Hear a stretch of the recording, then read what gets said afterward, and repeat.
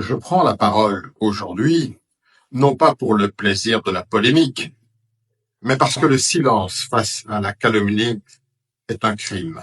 Je parle parce que le mensonge, lorsqu'il est proféré par un homme d'État, devient un poison public. Moi, Olivier Kamitatou, ancien compagnon de lutte de Jean-Pierre Bemba, je refuse de me taire face aux mensonges éhontés. Le temps des masques est tombé. La vérité finit toujours par rattraper ceux qui la fuient. Jean-Pierre Bemba, je l'ai vu de près, je l'ai soutenu. Et je prends toute ma part de responsabilité. Mais il n'a jamais renoncé à la logique de la force, à la brutalité, à la tentation des armes, au goût du chaos. Son parcours est marqué par les guerres. Kisangani, Mambasa, Bangui, Kinshasa. Aujourd'hui encore, il s'inscrit dans la rancune, dans la haine, dans la division. Alors, je m'adresse à la conscience collective et je nomme les faits, je dénonce les mensonges, je dénonce les calomnies. Jean-Pierre Bemba a construit, sans la moindre preuve, une fiction dangereuse dans le seul but de semer la division. Il a accusé Moïse Katumbi, homme de paix. Il a accusé Joseph Kabila, ancien chef de l'État. Et il a osé accuser la Senko, notre Église catholique, conscience morale de la nation.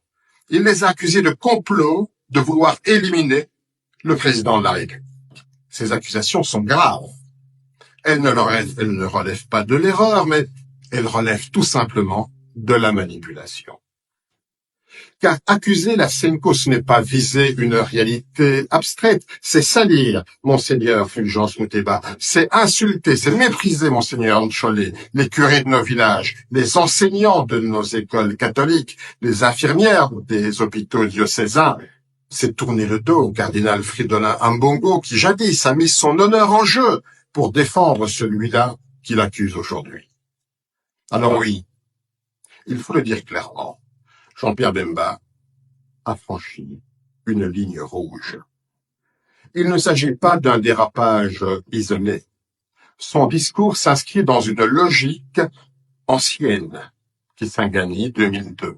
Ituri, ravagé. Bangui, dévasté. L'UDPS devrait se souvenir qu'en 2005, Jean-Pierre Bemba avait menacé de déployer les chars dans la capitale si le peuple refusait la prolongation de la transition. Et que dire de Kinshasa en 2007, livré aux flammes, parce qu'il ne voulait pas reconnaître sa défaite électorale. À chaque fois, les faits parlent. Et à chaque fois, la même tentation de la force, la même absence de regret, la même volonté d'imposer par des armes ce qui ne pouvait l'être par le peuple. Et pourtant, encore aujourd'hui, c'est Moïse Katumbi que Jean-Pierre Bemba accuse. Alors, précisons. D'abord, Moïse Katumbi n'a pas fui Lubumbashi. Il est parti librement, avec l'autorisation de l'aviation civile, sous le contrôle de l'État, du gouvernement. Son passeport porte les cachets officiels de la DGM. Quant à l'affaire de la piste du village de Mulonde, une fable, une affabulation, cette piste, elle ne fait que 900 mètres. Elle a d'ailleurs été construite à la demande de la population pour transporter des malades. Et pendant qu'on cherche des cachettes imaginaires d'armes, Moïse Katumbi, lui, a construit de véritables pistes. La piste asphaltée de l'aéroport Augustin Katumba à Pueto, celle de Kachogwe, beaucoup plus longue que Mulonde, pour désenclaver et connecter ces régions.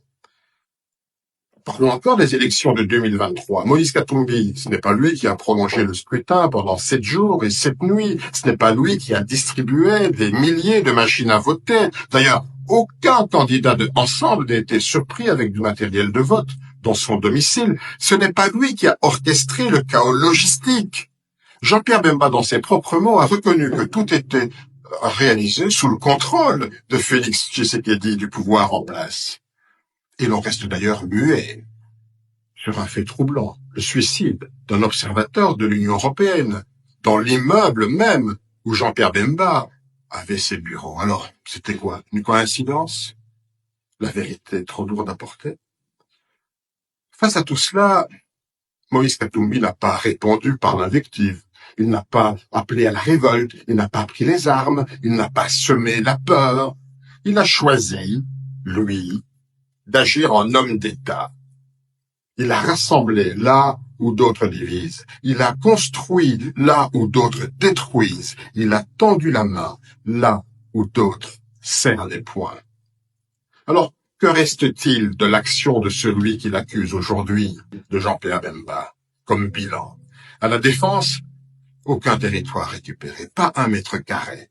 Mais par contre, des avions achetés par lui-même, à son profit, avec les rétrocommissions juteuses de son ministère, des avions qu'il loue à prix d'or au gouvernement, et à son ministère des Transports. Que dire de tous ces marchés de gré à gré, érigés en principe de gouvernance, la transparence piétinée, la corruption institutionnalisée? Et pourtant, les accusations continuent. Elles visent Katumbi, elles visent Kabila, elles visent l'Église. Et elles s'enfoncent même, ces accusations, dans le délire, jusqu'à évoquer d'imaginaires versements de Joseph Kabila au Rwanda. Même les chiffres refusent d'y croire. En 2001, le budget de l'État congolais était de 300 millions de dollars américains. En 2003, d'ailleurs, Jean-Pierre Bemba était vice-président chargé de l'Ecofin. Alors, comment imaginer que chaque année, 800 millions de dollars auraient été, comme ça, évaporés vers le Rwanda? Tout cela, c'est de la pure fiction, du mensonge. Pendant ce temps-là, Katumbi, il construit, il ne menace pas, il ne dévise pas. Et Joseph Kabila, quoi qu'on pense de sa gestion, de sa gouvernance, il a quitté le pouvoir sans incendier la République. Et la Cinco, infatigable, elle continue d'unir, de consonner, de sillonner le monde pour prêcher la paix. Et pendant ce temps-là, Bemba nous resserre ses vieilles recettes. La peur, la menace, le mensonge, la calomnie, la médisance. Les Congolais ne sont pas dupes. Ils voient clair. Ils en ont assez, et je le dis avec gravité. Le peuple congolais lui en a assez. Il a changé. Il n'a plus peur. Il ne veut plus jamais revivre ce qu'il a subi dans les années noires. Le Congo a trop souffert. Il ne veut plus de chefs, de seigneurs de guerre. Il veut des bâtisseurs. Il veut la paix. Il veut la grandeur. Jean-Pierre, tu as eu ta chance. Tu l'as gaspillée. Ton temps est révolu. N'entraîne pas la République dans ta chute. Ce pays mérite mieux que les règlements de compte. Moi qui ai été témoin de ton histoire, je dis, stop à la manipulation. Stop au mensonge. Place à la vérité. Place à la jeunesse. Place au Congo de demain.